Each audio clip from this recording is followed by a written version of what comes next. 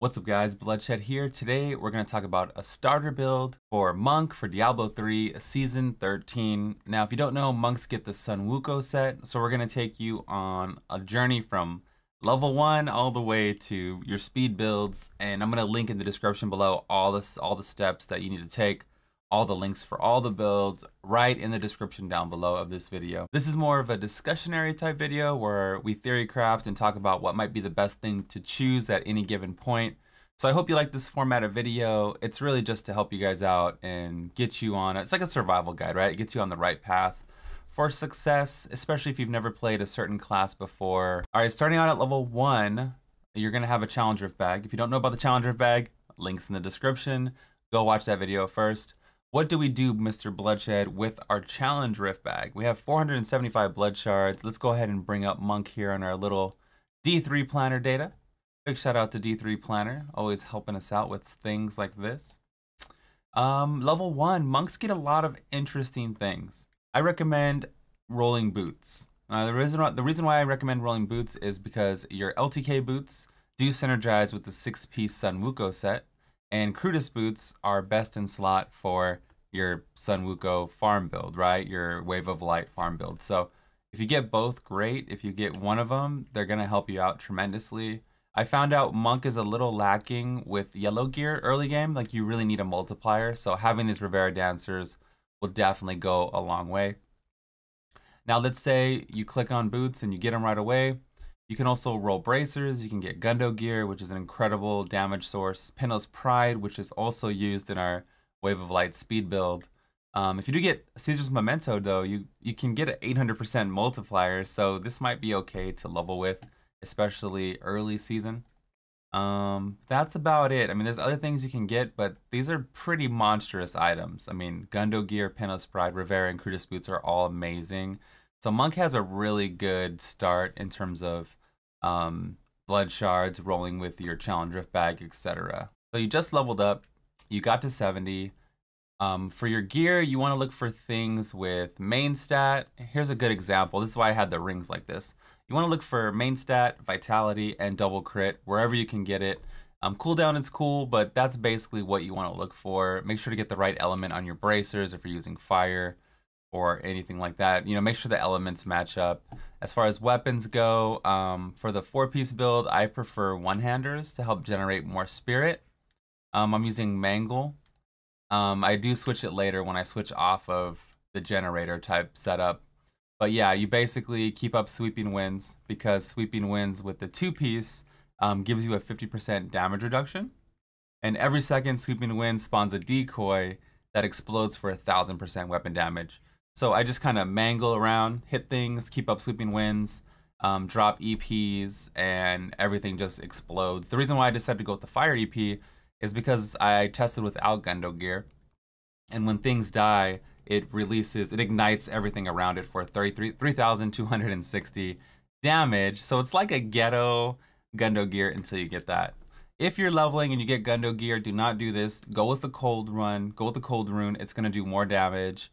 You know, the way Gundo gear works is it's on death explosion causes another on death explosion basically. So cold EP does about 6,000% damage. So that's gonna just domino effect throughout the rift.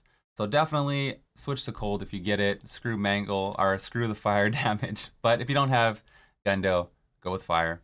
One other thing you can do before you even attempt the GR20 clears, you can do a level 1 Greater Rift, and that's going to guarantee you a Bane of the Powerful gem, and that's going to give you a 20% damage increase. You can also kill Malthael, craft Reaper's Wraps. When you're doing your bounties, keep an eye out for the cube or any legendary weapon that you can actually use instead of fist weapons. Like, you can actually get things that might be useful, so keep an eye out. Here's the build. If you don't want to look down below in the description, screenshot, copy and pasta. Don't switch out Harmony. Harmony is really, really good early game, and that's why we're using white gems in the gear. And FYI, all the testing was done with baseline gems. No Paragon, nothing beneficial in the cube, no legendary gems, anything like that. Here's the build for you guys. This is what we decided on stream. With the 4-piece, we jumped all the way up to GR30, which is well over the GR20 cap. Also, before you even attempt the GR20 clear, right, You can use the Hope of Cain and upgrade an item. This is where we might split, chat. This is where, all right, guys, we might split up here. You upgrade with the Hope of Cain to complete your 4-piece of your season journey, and you have to pick. Do you want to upgrade fist weapons, or do you want to upgrade the Diablo staff, right? So there's 8. You have a 1 in 8 chance with the staves. Let's bring them up right here. There's 8 possible outcomes, and if you get the incense torch, you hit the jackpot. I mean, you need this weapon to speed farm with Wave of Light. So I'll let you decide on what you decided to go with. You can let me know in the comments below. Wave of Light, 1 in 8 chance, or you can upgrade fist weapons, and you have a 1 in 14 chance to get the Vengeful Wind. But if you look on the positive side, you can also land a Fist of Az, which is really incredibly strong with EP. You can land a Scarbringer and focus on LTK until you get your weapon.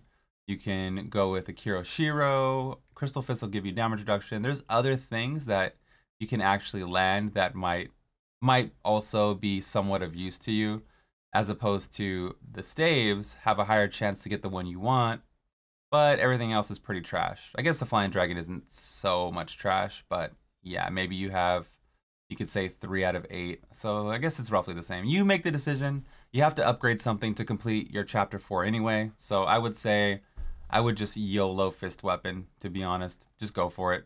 Either way, you're gonna need one of the two. Monk is incredibly strong. Monk is probably the fastest speed farmer in the game, Monk and Demon Hunter. But Monk takes a while to get going, right? You need to get the weapons. There's a lot of rare things to get, staves, fist weapons, low drop rates on your helm and things like that. So Monk does have a little bit tougher time to get going, but once it does, it's a complete beast, and you'll be happy you stuck with it. Once you do your GR20 clear, you get everything, you get your final 2 pieces of your 6-piece set. This is the build we're gonna go with. Feel free to screenshot. This is the 6-piece starter build with all yellow gear. Completely tested. We jumped immediately to T7. And again, T7 is an important benchmark because you have a 90% chance to get a Death's Breath from an elite pack. So that's like almost like a benchmark we need to at least jump to. And so you need to shoot for that. But the 6-piece bonus, Lashing Tail Kick, so the Scarbringer would be good. Tempest Rushed, so the Tempest Rush staff would be good. Wave of Light, have their damage increased by 1000% for each stack of Sweeping Winds you have. So you're gonna have 3 stacks, it's basically 3000 damage. Once you get your Vengeful Wind, that's what's gonna make your damage insane. It gives you 7000 more percent. The Vengeful Wind's pretty much best in slot. So may the RNG gods be with you. May you get this early, as soon as possible. But again, if you get something else, you can build around it. For sure, build around it. And if you had those LTK boots that we talked about earlier from your level 1 character, put them in the cube, and the LTK is going to get boosted by your 6-piece bonus. So you can see how we kind of planned ahead of how things would work with other things. Blood, what do I do with all these blood shards, man? I got all these blood shards. For blood shards for Monk, I would roll a Crin's Gaze first, but there's really nothing that's going to help other than the weapons. Crin's Gaze, where are you? Alphabet is hard to do. Wave of Light is now cast at your enemy. So that gives you the ranged version of Wave of Light, and it allows you to use like a Zaystone of Vengeance if you happen to get one early season. And then I would focus on bracers after I get this with Pinnos and Nems. So you probably want a level 70 Pinnos Pride. So let's go find Pinnos, and then Nemesis bracers, of course. Reaper's Drops would be good for Malthael, like we talked about. Pinnos Pride. Wave of Light slows enemies by 80% for 3 seconds and deals 150% damage. So I would roll bracers next, and then after that, I would just try to get the Kiroshiro belt. But honestly, everything is really just kind of like you just need the weapons basically. All this stuff is just ease of use, a quality of life type thing. The Sweeping Winds basically don't fall off with Hiroshiro's Soul, but again, you can keep it up on your own if you just pay attention. But if you're lazy like me, you probably want this item for sure. Just remember, like, as you're going through builds and you're deciding on what weapons to use, your skills are based off weapon damage. So if you're using a 2-hander, it's going to be really slow, but it's going to hit like an actual truck. So just know that you're going to do more damage. The reason why we're using fist weapons is really for Mangled to attack fast. You want to pop that EP so then it explodes and does more damage to everything around it.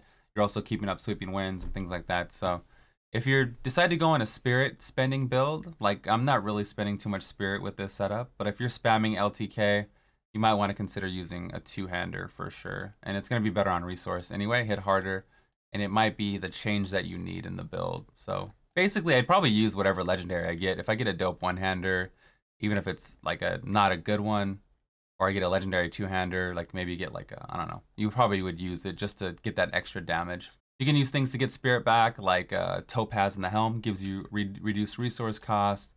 There's the Sweeping Winds that regenerates resource as well. There's a lot of things you can do to kind of Exalted Soul to kind of get resource back.